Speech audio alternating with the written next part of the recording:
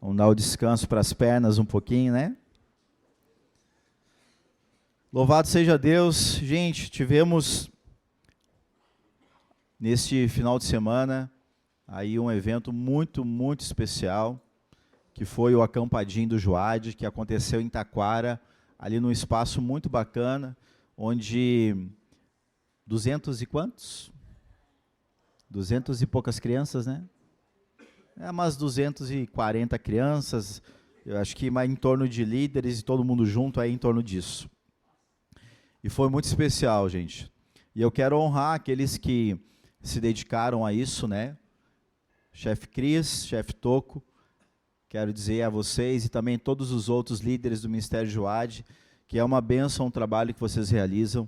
E a gente sabe que o ministério, a Bíblia diz que o reino dos céus é tomado por esforço. E ministério, de fato, né, quem entende, quem é chamado, quem diz amém para o Senhor, né, é intenso. E como diz o Juad, é din, né? Ainda é divertido, é intenso e também é marcante. Mas eu quero chamar os dois para vir aqui. Vocês dois, vem cá. Né? E eles poder compartilhar e dar um pouco, né, de relato a respeito do que aconteceu, porque eu acho que é importante, né?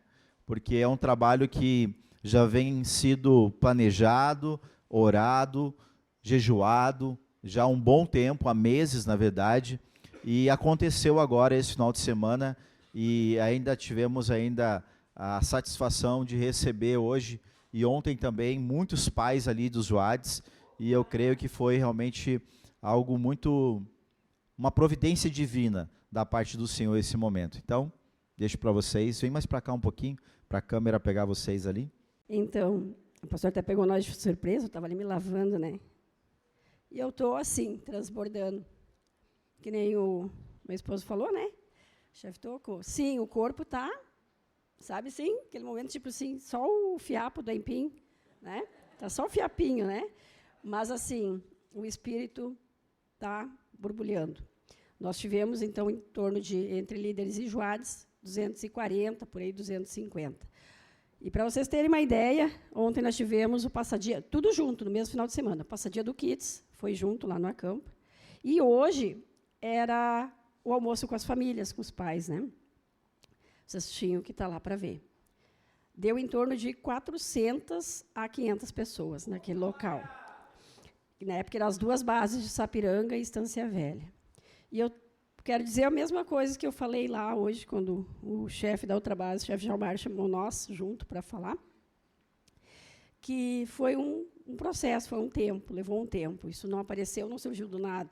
Né? Já tinha brotado no coração meu e do meu esposo desde o início do ano, que para o final, para o encerramento, nós queríamos trazer algo para as Juades.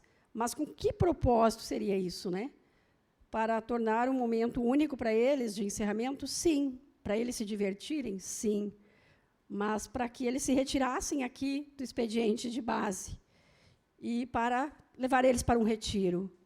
A gente não levou como nome de retiro, né, porque a gente tem que ser intencional, né, a gente tem que usar das estratégias que o Senhor nos dá. Mas a proposta foi até, inclusive, que eles não levassem celular, nem tablets, nada. Foi um retiro para eles.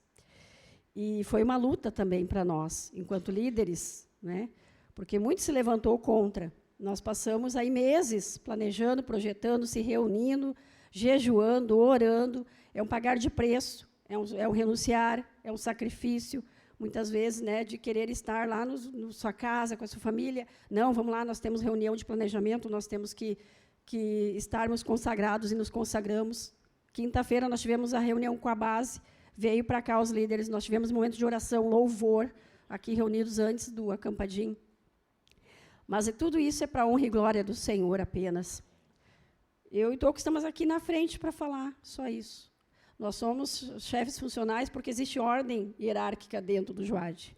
Mas, por favor, só que peço que levante a mão os líderes que estão aqui, os outros demais que não puderam vir, que estavam no Acampa. Todos esses aí estavam lá. Se dedicaram, se esforçaram.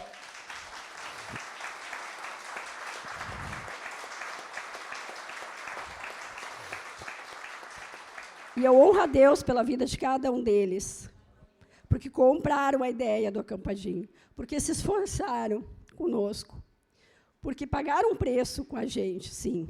Estavam lá, gente, fim de semana inteiro, é intenso mesmo.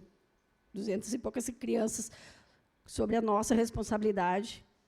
E os pais também que compraram a ideia, o Senhor colocou no coração deles, compraram a ideia, liberaram os seus filhos e liberaram mesmo, porque eu creio, porque o agir do Senhor lá foi grandioso na vida dos nossos Joades.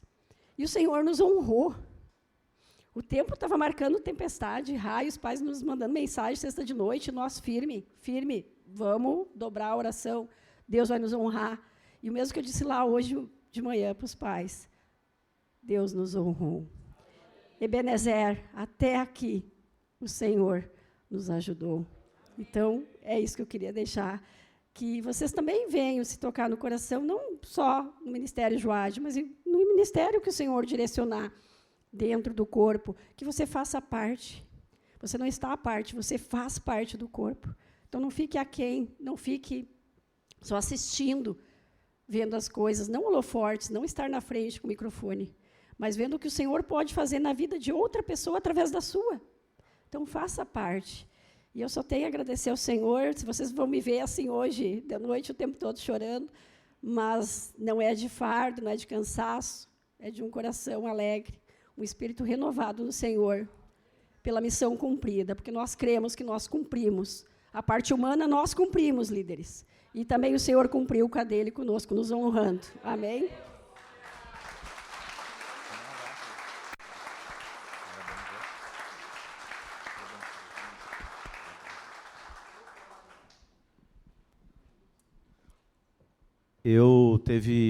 Acho que no ano de 2020, eu participei de um acampamento de criança. Não teve acampa verão, e aí fizeram um acampa tipo DIN, assim, um acampa kids, que foi um negócio desse. E eu me coloquei e disse, eu vou ajudar. Jesus. E assim, gente, ó, é fantástico. E, de fato, a gente fica assim esgualepado, né? A gente cansa mesmo, porque as crianças, elas têm um ritmo incrível, né? E a gente não está acostumado com isso, porque é desde que acorda até a hora de dormir. Então, acorda às 6 e pouca, vai dormir meia-noite, né? E toda hora tu tem que ter 4 olhos, né? 6, 8, para poder enxergar onde eles vão correr o tempo todo, né? Oi? Aham. Então tá bom, vamos lá. Nós gostaríamos de entregar uma lembrancinha pro casal aí. Agora que aproveitamos, já que estamos aqui, né? Só uma lembrança. Obrigado. Obrigado.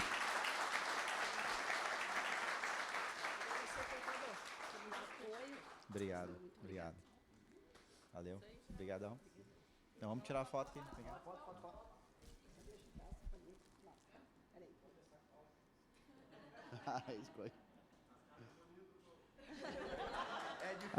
Aqui é assim, gente, ó, é ao vivo e a cores, né?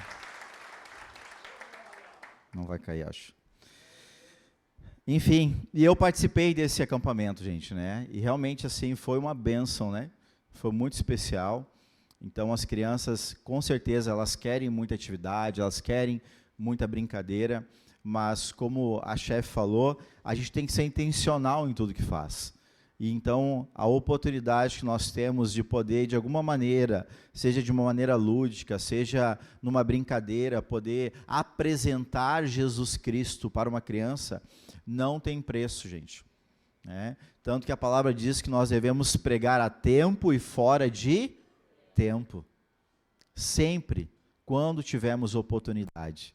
Então, de fato, eu louvo a Deus pela vida de todos vocês que fazem parte deste ministério. A gente sabe, né, quão desafiador é, mas agora vem um tempo de descanso, né, de renovo. Ano que vem volta de novo, então, o Joade com suas atividades, com toda a programação. Então, descansem bastante agora, né, para que o ano que vem, então, o Senhor possa estar enviando mais líderes e também mais crianças. Amém? Louvado seja Deus. Gente, quero retomar com vocês, para a gente finalizar essa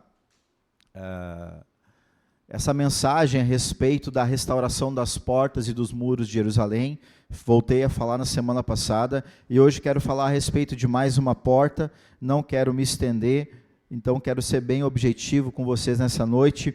Neemias capítulo 3, verso 29, então já falamos essa vai ser a 9ª porta agora que nós vamos falar. Então, temos passado por área da nossa vida. E se você prestou atenção, se você anotou, né, a respeito do que significa cada porta, cada uma dessas áreas, cada uma delas que você precisa, que nós precisamos restaurar, isso não é algo que você vai fazer uma vez na vida e está resolvido. Não. Sabe por quê? Quem quer saber? Porque a gente é pecador. E quando nós pecamos, quando nós erramos, nós muitas vezes acabamos voltando e permitindo que coisas retomem na nossa vida. Por isso, quando nós adquirimos um conhecimento, por mais que a gente não utilize ele no momento, quando nós precisarmos, nós vamos saber como agir. Nós vamos saber o que fazer naquele determinado momento. Então, por isso que eu repito, de vez em quando, não é sempre, anote. Anote. Para que você possa lembrar, para que quando você precisar, você possa de novo ir ali se alimentar dessa mensagem, porque é assim que o Espírito Santo trabalha conosco. O Espírito Santo não vai te lembrar de alguma coisa que você não sabe. Porque ele é nosso ajudador. O Espírito Santo não vai te mostrar, não vai te trazer à memória uma coisa que tu nunca aprendeu.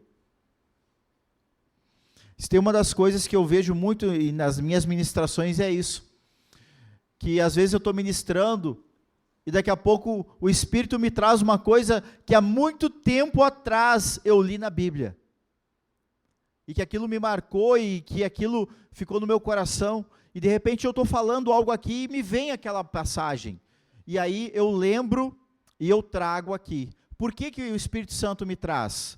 Por quê? Porque tem a necessidade. Segundo, porque eu li. Por quê? Porque está dentro de mim. Quando nós adquirimos conhecimento, quando nós aprendemos as Escrituras, quando nós lemos, quando nós meditamos, isso fica gravado aqui dentro. Isso fica aqui dentro. E o Espírito, ele traz quando houver a necessidade. Amém? Assim é na nossa vida profissional também. Então, lá em Neemias, capítulo 3, verso 29, fala dessa 9ª porta que eu quero hoje trazer para os irmãos. Depois deles reparou Zadok, filho de Imer, defronte de sua casa. E depois deles Semaías, filho de Secanias, guarda da porta oriental. Vamos falar a respeito da porta oriental. Coloca agora o texto para nós de Ezequiel 43, verso 1 e verso 2. Então o homem me levou à porta que olha para o oriente. E eis que do caminho do oriente vinha a glória do Deus de Israel. A sua voz era como o ruído de muitas águas, e a terra resplandeceu por causa da sua glória. Amém? A porta oriental fala a respeito, diga assim, da volta de Jesus. A porta oriental fala sobre a volta do Senhor Jesus Cristo. E nós vamos falar sobre isso nessa noite. Nós vamos falar sobre a volta do Senhor Jesus. Da importância de nós entendermos isso na nossa vida e de estarmos com essa porta restaurada. Porque se essa porta tiver com a fechadura emperrada, como é que ele vai passar? Se essa porta tiver com um problema, como é que ele vai entrar? Ou como você vai acessar os céus? Amém? E olha que interessante, queridos.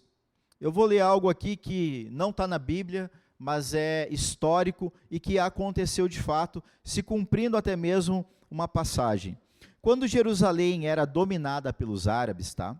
Na época do rei Saladino, um estudioso muçulmano, ele foi ciente dessa profecia bíblica quanto à vinda do Messias, judeu, a Jerusalém, de onde ele reinaria sobre as nações. Então, esse muçulmano aqui fala para o rei Saladino: olha, estou sabendo de um negócio aí. Um príncipe, um rei judeu vai voltar e ele vai governar sobre todas as nações.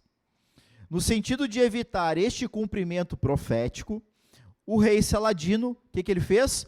Mandou então que esta porta fosse selada. Hoje em Jerusalém a porta oriental está tapada. Ela foi selada por esse rei. Por quê? Porque ele entendia que se essa porta estivesse aberta, como algo que foi profético, esse rei, se voltasse, passasse por aquela porta, ele iria governar o mundo. E ele entendeu isso pelos meios naturais.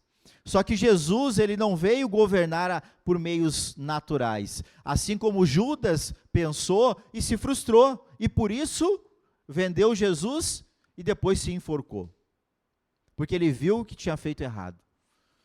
Jesus, ele não veio para governar a nível natural, como um rei aqui na terra, cobrando os impostos, né, fazendo saneamento. Não, mas ele veio para restaurar o reino de Deus que está dentro de nós. Quando Jesus veio, ele veio colocar as coisas no devido lugar. Mas agora, quando ele voltar, ele vai voltar para resgatar a sua igreja, aqueles que são os seus filhos. E isso foi o que a gente leu ali em Ezequiel 43, 1 e 2. Pode colocar de novo? Então o homem me levou à porta que olha para o oriente. E eis que do caminho do oriente vinha a glória de Deus de Israel. A glória do Deus de Israel. A sua voz era como o ruído de muitas águas, e a terra resplandeceu por causa da sua glória. E lá em Ezequiel 44, verso 1 e 2, olha o que diz. Então o homem me fez voltar para o caminho da porta exterior do santuário, que olha para o oriente, a qual estava fechada. 2. Disse-me o Senhor: esta porta permanecerá fechada, não se abrirá, ninguém entrará por ela, porque o Senhor, Deus de Israel, entrou por ela. Por isso permanecerá fechada. Jesus passou por essa porta quando Jesus esteve aqui. Mas ele vai voltar e ele vai passar de novo. É isso que a Bíblia diz. Só que com medo de que houvesse esse reino de novo, né? E que esse rei perderia tudo, ele foi lá e selou, cumprindo o que foi dito aqui por intermédio de Ezequiel. Queridos, lá em Atos capítulo 1, verso 10 e 11, aqui já foi predito: e estando eles com os olhos fitos no céu, enquanto Jesus subia, eis que 2 varões vestidos de branco se puseram ao lado deles. Eles disseram: varões galileus, por que estáis olhando para as alturas? Esse Jesus, que dentre vós foi assunto ao céu, virá do modo como vistes subir.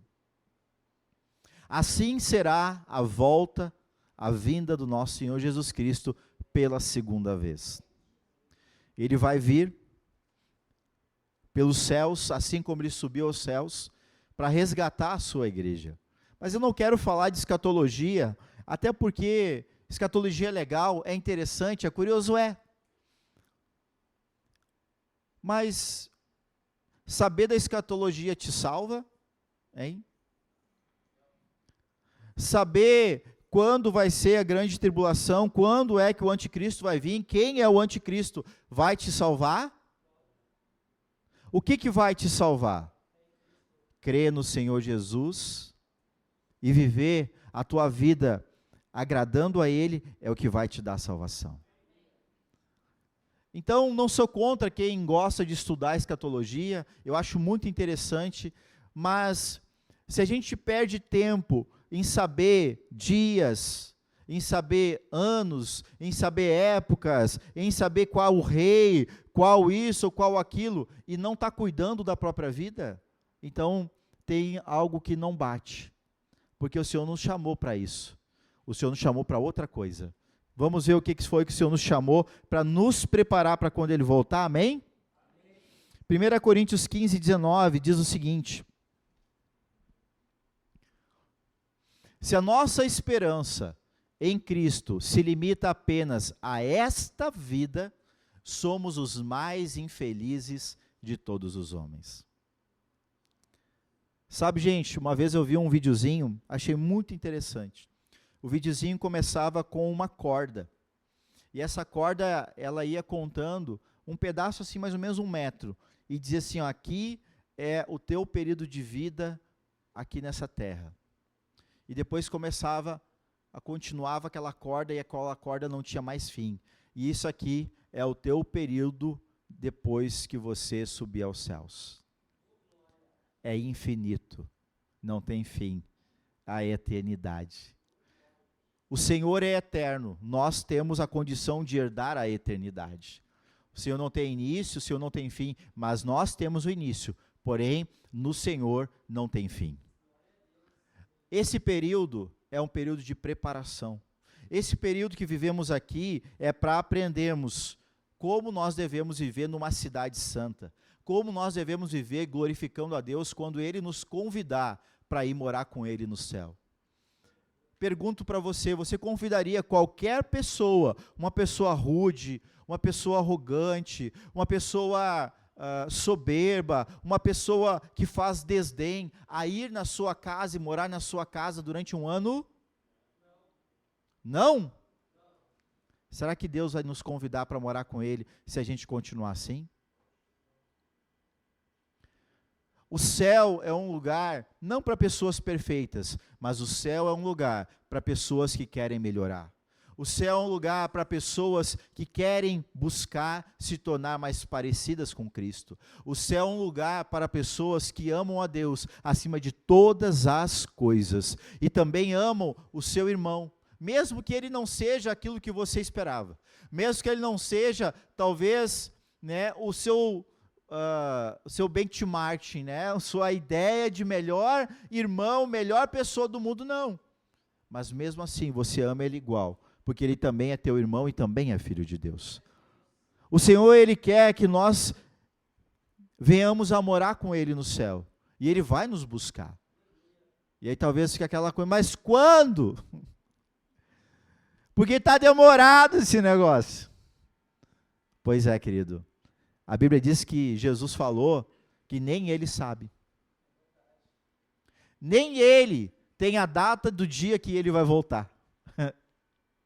Só o Pai sabe. Só o Pai sabe. Isso, e a gente olhando isso, olha como Deus ele é muito inteligente e sábio, né? Porque Jesus pode mentir. E os discípulos perguntaram para ele, quando tu vai voltar? Se ele soubesse, o que ele tinha que dizer? A verdade. E ele disse, eu não sei. Eu só sei que, quando eu voltar, vai acontecer algumas coisas. Mas antes disso, olha o que diz Hebreus 11, verso 13 ao 16.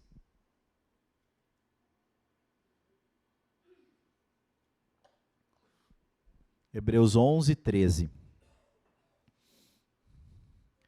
Todos estes morreram na fé. De que ele está falando aqui? O livro de Hebreus, capítulo 11, fala dos heróis da fé. E ele diz que todos esses homens que ele cita ali, cita Moisés, cita Abraão, cita Enoque, cita muitos homens. Todos estes morreram na fé, sem ter obtido as promessas, vendo-as, porém, de longe. Isso aqui eu sempre lembro de Moisés quando eu leio isso. Porque Deus falou para ele, sobe o monte, Moisés. Tá vendo lá? Curtiu? Pois é, tu não vai entrar.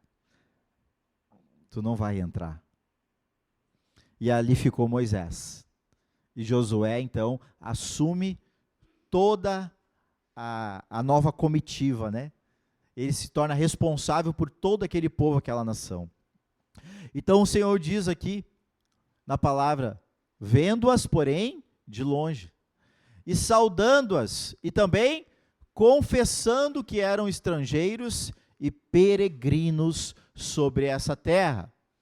13, 14, porque os que falam desse modo manifestam estar procurando uma pátria. E se na verdade se lembrassem daquela de onde saíram, teriam oportunidade de voltar.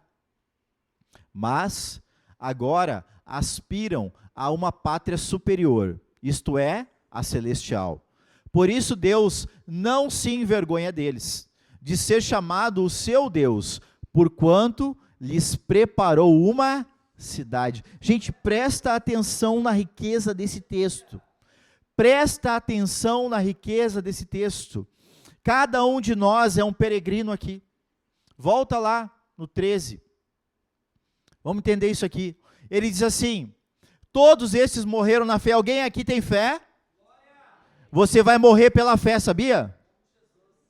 Você vai morrer com fé, amém? Amém? Sem ter obtido as promessas. Porque a nossa promessa não é para esse tempo. É para depois da nossa morte ou a vinda do Senhor. Assim também como eles, vendo, porém de longe.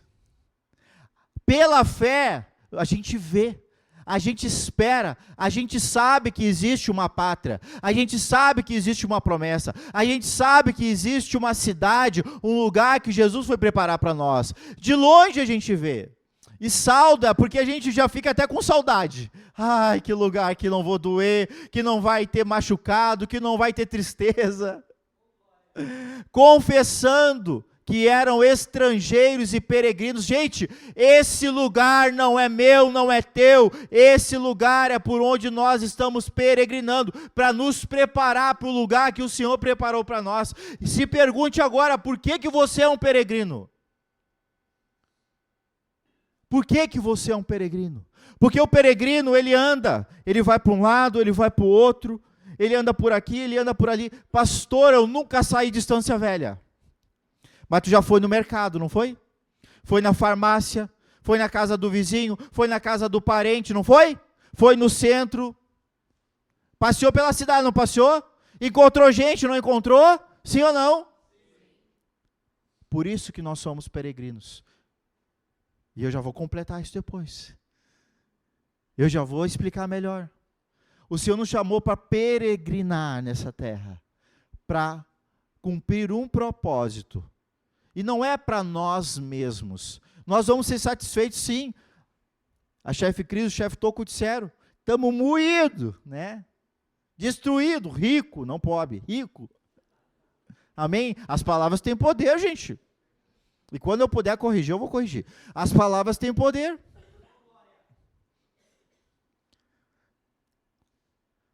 Você acha que todo culto que eu venho pregar aqui, você acha que eu estou assim, ai que maravilha? Hã? Não! Não! Tem dia que eu não quero pregar. Tem dia que eu, se puder assim, vai outro, escolhe outro, manda outro, sim. Mas eu sei, porque eu estou aqui, para que eu estou aqui, eu sei, e por isso eu venho, por isso eu continuo orando, por isso eu continuo jejuando, por isso eu continuo chorando, por isso eu continuo intercedendo, por isso eu continuo. Por isso. Não importa se cai chuva, se cai canivete, não importa, por isso que eu venho. E você? Por que você está peregrinando? Por quê? Pelo quê? Para onde? Olha o que diz lá em Marcos 13, 3.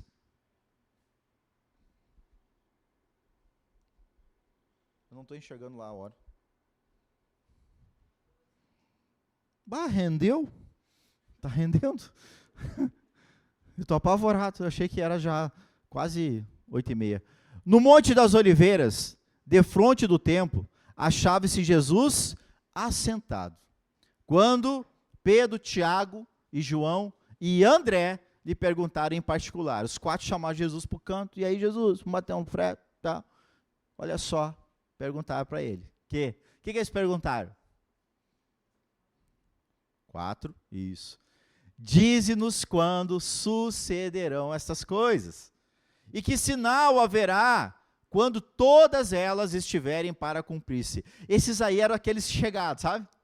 Jesus tinha uma galera que eram né, que eles estavam sempre na rodinha, sabe? Onde Jesus estava, assim, pai, aí conta uma para nós. Né? Não era piada até. Conta mais uma, conta um mistério, conta uma novidade, conta uma coisa que eu não sei. Como é que tu fez aquilo? Caraca, Pedro, tu viu? Tu andou sobre as águas, meu, como é que tu fez, né? Eu só imagino os outros depois pegando Pedro pelo braço e assim, Pedro, tu andou sobre as águas, cara. Eu não sei vocês, gente. Se eu visse um de vocês andando em cima das águas, eu ia dizer, me mostra como, me ensina como faz isso. Sim ou não? Ou vocês são diferentes de mim? Não, tá louco? Eu sei que vocês saem daqui e às vezes perguntam, nossa, como é que pode? Olha, como é que será que é aquilo? Eu sei que vocês fazem isso, eu sei. Gente, eu também sou curioso. E eles perguntaram para Jesus, tá, e aí, como é que vai funcionar? Eu quero saber, que sinal? Porque Jesus o tempo todo fazia uma coisa doida, né? O tempo todo ele fazia uma coisa que as pessoas não estavam acostumadas. Um cara anda sobre as águas. Aí daqui a pouco ele fala, ops, acalma as ondas aí, tchê, quero dormir, né? Ô vento, segura tua onda aí. Aí ele passa uma figueira, nem dá fruto. Morre agora, sai fora. O tempo todo. Ele atravessa lá um rio, chega no outro lado, lá está um cara, vem lá, endemoniado, assim, sai fora, rapaz. E aí ele se acalmou e o troço, e os porcos já tudo se jogaram no mar. Com ele é assim, ninguém via isso, gente. Aí esses caras chegam e vê esse homem fazer esse monte de negócio, e aí todo mundo com fome, 5.000 pessoas. E assim, e agora, dá de comida para ele, mas tá louco, Jesus? Nós não temos aqui, não tem nada de dinheiro aqui. Como é que a gente vai alimentar esse povo todo? O que vocês têm? Não, temos aqui uns peixinhos, um pãozinho. Tá, dá para cá. Dá para cá. Aí Jesus assim, pega assim, Senhor, eu te agradeço pelo que o Senhor nos deu. Agora dão comida para eles. Aprenda isso. Quem é grato, multiplica. Quem é grato, vai multiplicar até o pouco que tem. E multiplicou, 5.000 comeram. Gente, esses homens ficaram curiosos. Tu faz tudo isso, tá, e quando acontecer, tu está dizendo, como é que vai ser? Volta o texto. Aí Jesus então dá uma palhinha, eu não sei quando vai ser, eu não tenho data, não sei se vai ser 2030, não sei se vai ser 2025, eu não sei quando vai ser, mas eu sei, ele disse, vede, primeiro, que ninguém vos, porque se você for enganado, você perde o trem. Se você for enganado, você vai perder o busão que vai te levar para o céu. Se você deixar que te engane, você perdeu a passagem. E ele continua, muitos vão vir no meu nome. Sou eu sou Jesus. Não tem um cara aí do Paraná, não é? Como é? Henry. Henry, né? Engraçado que ele não tem nenhum discípulo, só discípulo lá. Dio velho, né? É ligeiro, né? Senhor Jesus, tem misericórdia. Deixa quieto. Não vou falar, né? Tá gravando ainda. Muitos virão em meu nome, sou eu, vou enganar muitos. E estão enganando. Misericórdia. Quando, porém, ouvir falar de quê? De guerras, rumores de guerras, não se assustem. É necessário assim acontecer, mas ainda não é o fim. Já deu uma guerra mundial, já deu 2 guerras mundiais, Jesus veio? Ou só se nós ficamos para trás, né? Ele não veio, já deu um monte de guerra. Antes disso teve guerra, gente? Sim, a gente está falando só do último século. Quantas guerras já aconteceram em 2000 anos? Mas vamos lá. Continua. Porque se levantará então nação contra nação, reino contra reino, haverá terremotos em vários lugares e também fomes. Acontece isso? Já aconteceu isso? Sim. Essas coisas são o princípio das dores. É o começo das dores. Pode continuar. Estai vós de sobreaviso, então, porque vos entregarão então aos tribunais e às sinagogas. Sereis açoitados e vos farão comparecer à presença de governadores e reis, por minha causa, para lhes servir de testemunho. Já aconteceu isso? Já. Continua acontecendo? Também.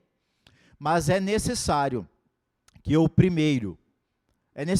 primeiro o evangelho seja pregado a todas as nações. Aqui está um fator determinante.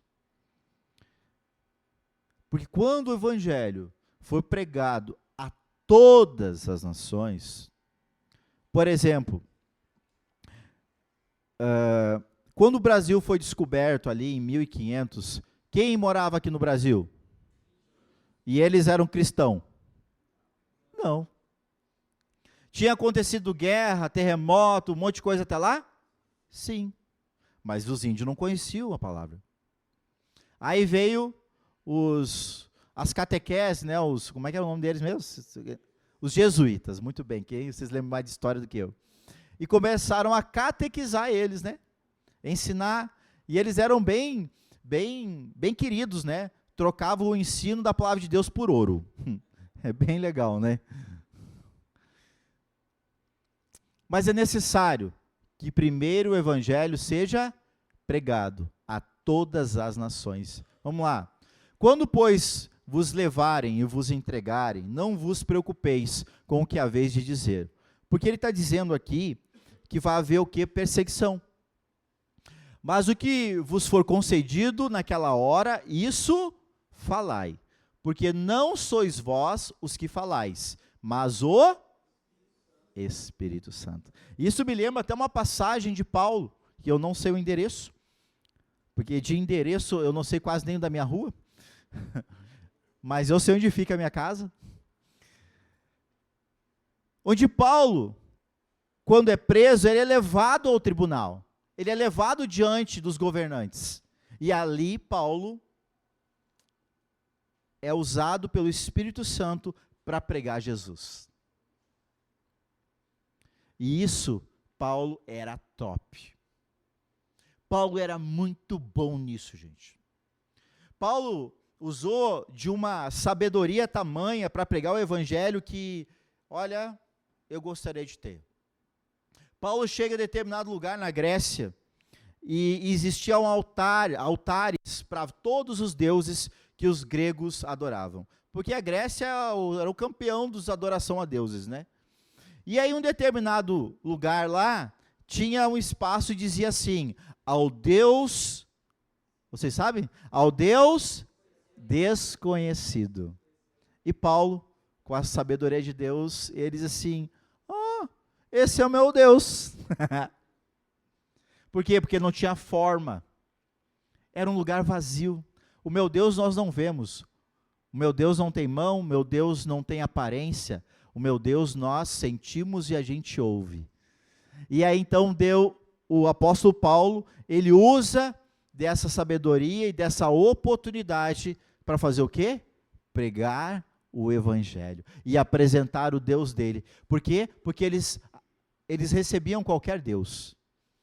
E Paulo chega então e mostra quem era o Deus verdadeiro, o Deus dele naquela oportunidade. Até hoje esse lugar existe na Grécia, sabia?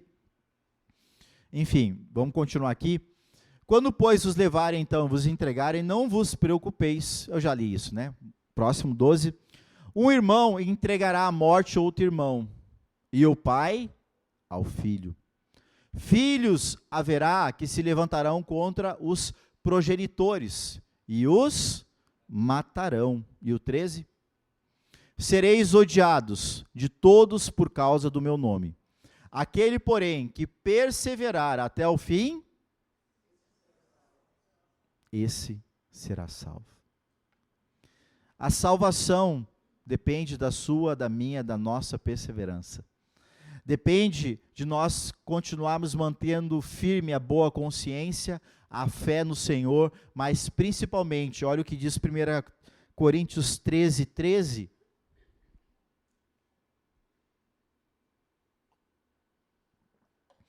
Agora, pois, permanecem a fé, a esperança e o amor. Porém, o maior destes é o amor. Precisamos de fé? Sim. A esperança, ela faz parte também da nossa fé. Porém, amados, o amor, ele cobre multidão de pecado. O amor é acima de todas as coisas. Porque quem ama, não difama. Quem ama, perdoa. Quem ama, ele até suporta determinadas coisas. Porque o amor, ele supera tudo. Jesus olhou para nós, imundos, pecadores, matamos Jesus, colocamos Jesus na cruz, mas mesmo assim, quando ele estava na cruz, Jesus falou o quê? Senhor, perdoa, porque eles não sabem o que eles fazem. Eu falei esses dias aqui, a falta de perdão significa você tomar veneno e querer que o outro morra. Quem vai morrer, o outro ou você? A gente. Porque morre quem toma o veneno, não quem a gente deseja que tome. Então, a importância do amor na nossa vida, ela é tão grande, gente, porque o amor, ele abre a porta da salvação. O amor, ele vai abrir a porta da salvação. Porque quem ama o Senhor, obedece o Senhor. Não porque vai ir para o inferno, não porque senão eu vou pecar. Isso está errado, isso precisa mudar na igreja.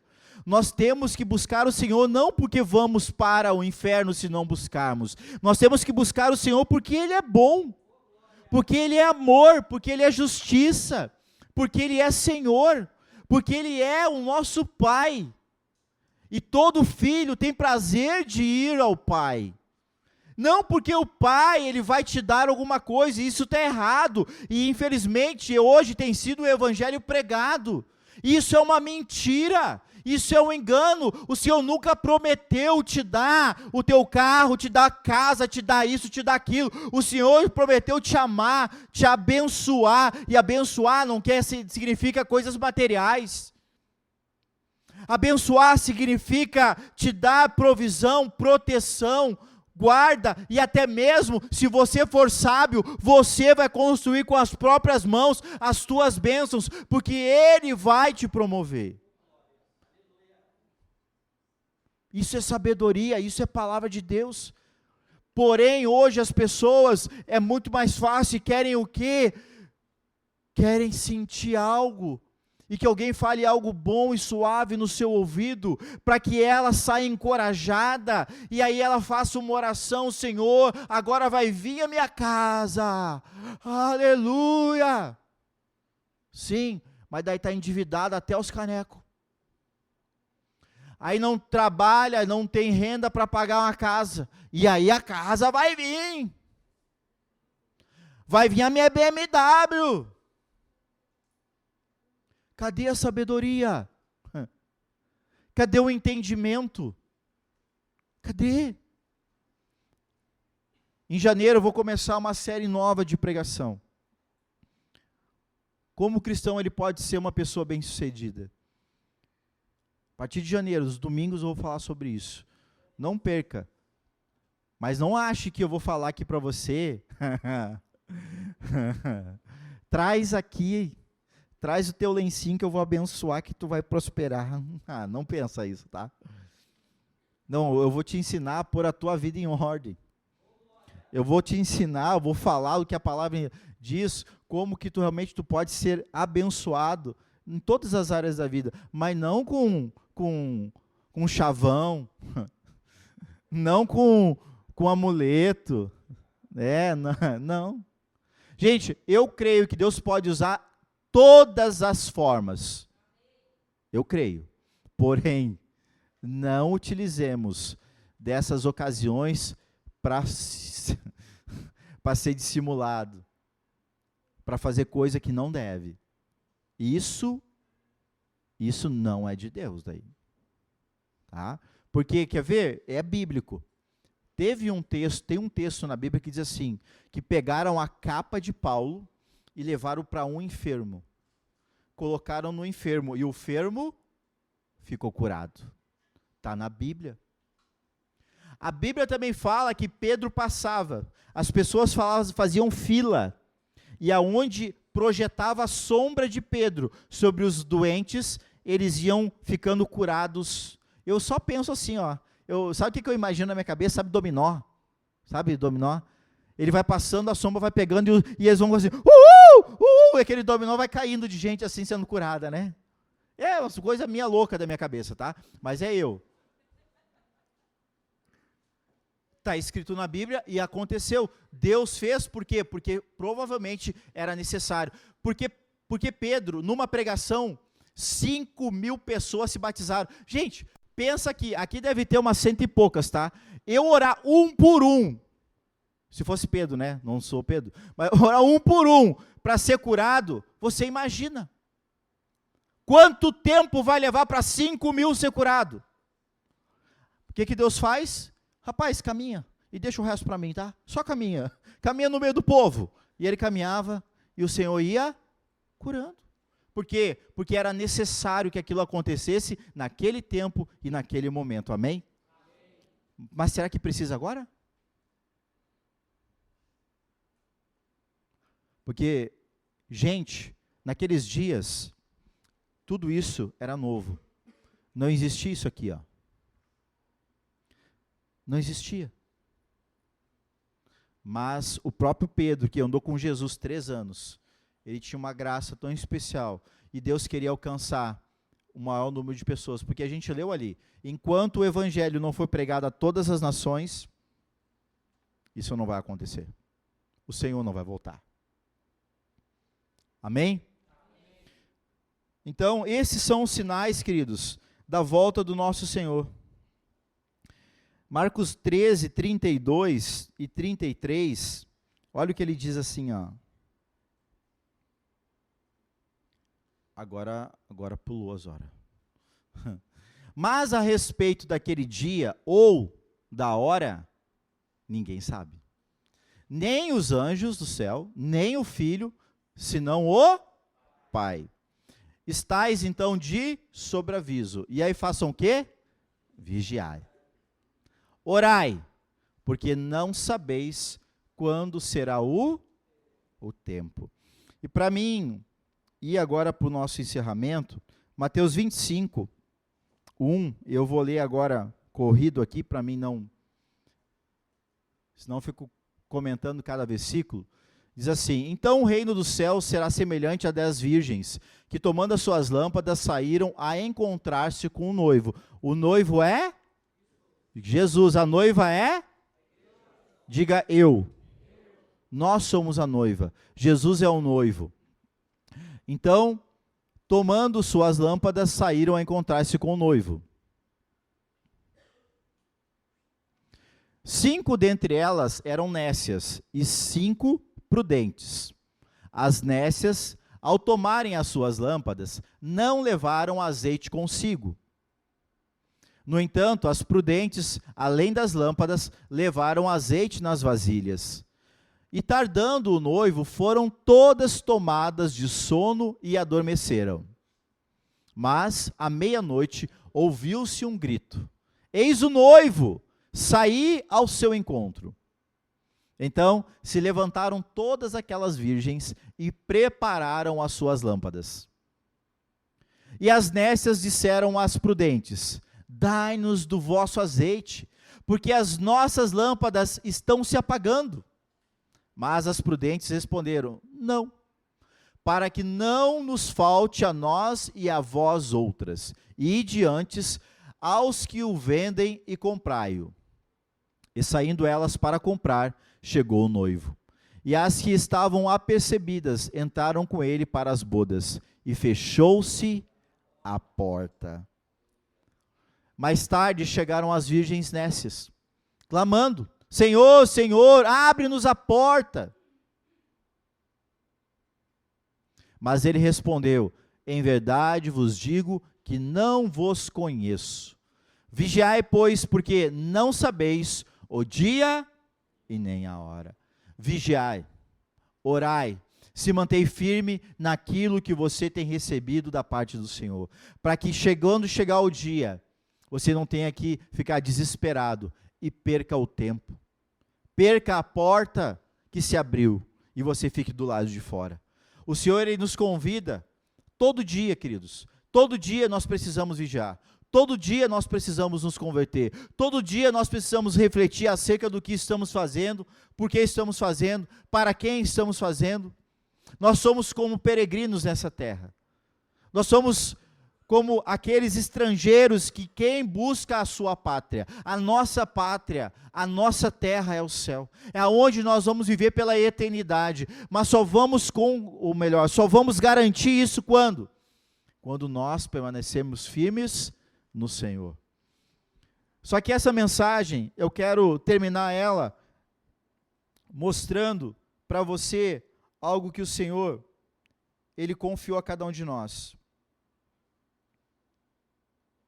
2 Coríntios 5, 18, 20. Não vou ler tudo, porque senão eu vou me estender.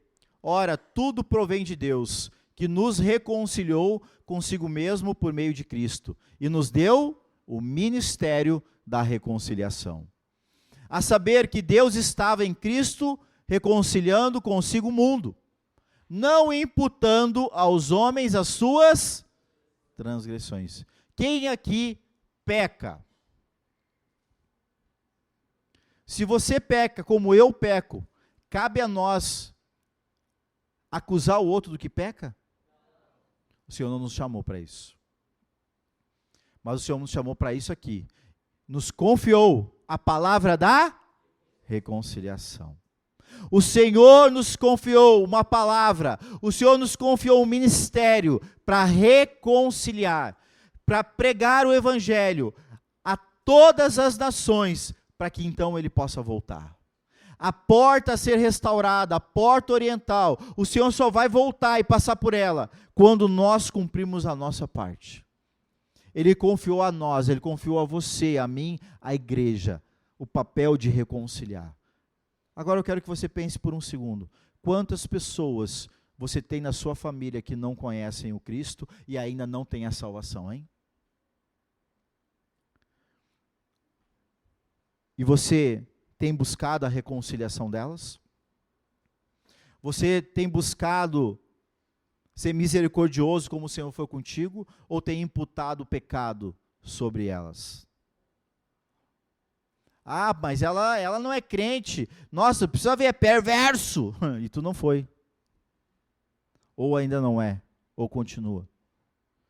Por que será que o meu pecado agora, porque sou crente, ele é menos importante do que o outro que não é crente também peca? Tem diferença? Não tem nenhuma.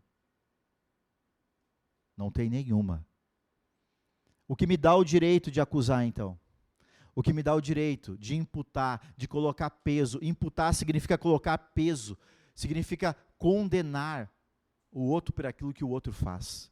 Não, o Senhor nos não deu esse direito. O Senhor nos deu, sim, como filhos amados, uma palavra para reconciliar. Ele disse, quando você estiver diante, eu vou dar a palavra para você falar. Gente, cada um é de um jeito. E cada um tem os seus defeitos. Cada um é diferente um do outro. Mas quando nós estamos no Senhor, nós vamos sendo aperfeiçoados. E a gente tem que olhar como Cristo olhou para cada um de nós. Será que quando Cristo olhou para mim e para você, será que Ele olhou quão ruim a gente era? Eu acho que não. Ele olhou assim, nossa, ali está uma ferramenta enferrujada. Espera aí que eu vou botar aqui, ó, me esqueci o nome agora do produto. Isso aí. E eu vou arrumar essa ferramenta. Eu vou usar essa ferramenta, porque essa ferramenta é boa, essa ferramenta serve lá naquele lugar. Deus não olhou para nós como uma ferramenta estragada. Deus olhou para nós a utilidade que cada um de nós tem. Será que aquele seu parente também não é útil no reino? E o que a gente tem feito? A gente tem acusado, condenado, apontado, ou a gente tem tentado reconciliar? E eu vou te falar uma coisa para você, ó, não importa o que ele te fez, viu? Não importa como ele é, e não importa nem o passado, porque o Senhor, se ele pôde perdoar o teu, ele também pode perdoar o do outro. Se ele se esqueceu do teu, ele pode se esquecer do outro. Porque o sangue de Jesus, ele é suficiente para perdoar o teu pecado, o do outro, do outro, e do outro, e do outro. Agora o Senhor deu para mim e para você, que temos entendimento, conhecemos o Senhor, temos fé, temos amor de Deus na nossa vida, para amar também o nosso parente. E eu quero desafiar você a fazer alguma coisa. Posso ou não posso? Eu posso, né? Você sabe se quer ou não quer. Eu quero que você... Não dá tempo. Dá tempo, será? Dá. Então vamos fazer agora? Vamos? Vocês topam ou não topam? Quem tem celular aí? Tem celular aí? Pega o teu celular agora. E a pessoa que tu lembrou, manda uma mensagem para ela agora. E diz para ela o quanto ela é amada. Diz para ela o quanto você gostaria, talvez, que ela conhecesse o Deus que tu conhece, o Deus que tu serve. Faz isso. Porque se Deus ele te reconciliou, sabe que Deus também não pode reconciliar essa pessoa? Porque Deus ele nos amou primeiro, queridos, para depois então nós também amarmos. Deus ele nos perdoou primeiro, para que também nós pudéssemos então perdoar o próximo. Deus ele nos salvou primeiro, para que nós também pudéssemos, por ele, através dele, também salvar outras pessoas. E a gente precisa quebrar essa barreira. A gente precisa quebrar essas coisas em nós. A gente precisa romper em nós. Porque é uma coisa que é maligna, que muitas vezes está dentro da gente. A gente olha para alguém e a gente só olha o defeito dela. A gente olha para alguém e a gente só vê coisa ruim nas pessoas. Querido, a gente precisa olhar com os olhos de Cristo. Com a ferramenta perfeita e não a ferramenta enferrujada. Com a utilidade dessa ferramenta e não como ela não está servindo mais. Quer ver uma coisa? Isso acontece muito com os idosos. A pessoa vai ficando mais velha, vai ficando mais cansada, vai ficando com uma mobilidade menor, aos olhos de muitos, olhando, vai dizer assim, não, mas não está servindo. Você que pensa. Talvez ela possa não ter a mesma intensidade, a mesma força, talvez nem mesmo, talvez a mesma disposição de antes. Mas ela tem muita coisa que talvez você não tem. Experiência, sabedoria, e que pode ser muito bem aproveitada. A gente precisa mudar essa mentalidade. Porque, gente, nós temos que aprender a dar valor àquilo que tem valor. E a gente às vezes dá valor a coisas, dá valor às coisas supérfluas da vida, perdendo tempo com um monte de coisas, sendo que aquilo que realmente deveria ter tempo na nossa vida a gente não dá. A começar pela família, a começar pela dentro de casa. Sabia que o Senhor diz assim que aquele que não ganha, aquele que não ganha nem os da sua casa, como vai ganhar os de fora? Aquele que não dá bom testemunho dentro de casa, como que vai ganhar os de fora? Aquele que não se dedica para a sua própria família, fazer bem aqueles que são seus, como que vai fazer aqueles que não são? Que o Espírito de Deus possa constranger cada um de nós essa noite, para que a gente possa retornar a ser quem o Senhor nos criou para ser. Para que no dia que o Senhor voltar, e a gente não sabe quando, a gente esteja preparado. E eu quero encerrar com esse texto aqui, que marcou muito ontem a minha vida, Hebreus 11, 38. Eu já conheço esse texto há um bom tempo, mas ontem, lendo ele de novo, eu chorei. Que diz assim: homens dos quais o mundo não era digno. Homens dos quais o mundo não era digno. E quer ver uma coisa, um engano nosso? A gente se esforça tanto para ser digno, para ser aprovado, para ser reconhecido por pessoas, e às vezes até pessoas importantes. Você não precisa fazer isso. Você precisa ser aprovado pelo Senhor. Você precisa ser reconhecido pelo Senhor. Você precisa que Deus olhe para você, esse ali, ó, esse ali é digno. Esse aqui é meu. O mundo não é digno desse, daquele, daquela. Porque esse aqui é meu, é estrangeiro, é peregrino. Ele fez aquilo pelo qual eu chamei para ele fazer. O mundo não foi digno. E de quem ele está falando isso? Está falando homens de fé, homens que não se renderam, homens que não ouviram qualquer um, homens que não se dobraram a qualquer coisa, homens que eram homens de fé, homens que temiam a Deus, homens que não se dobravam à vontade humana. E o Deus falou para eles aqui, ó, esses aqui não eram dignos desses que se acham reis. Queridos, que você seja digno do Senhor, amém? Vamos ficar de pé?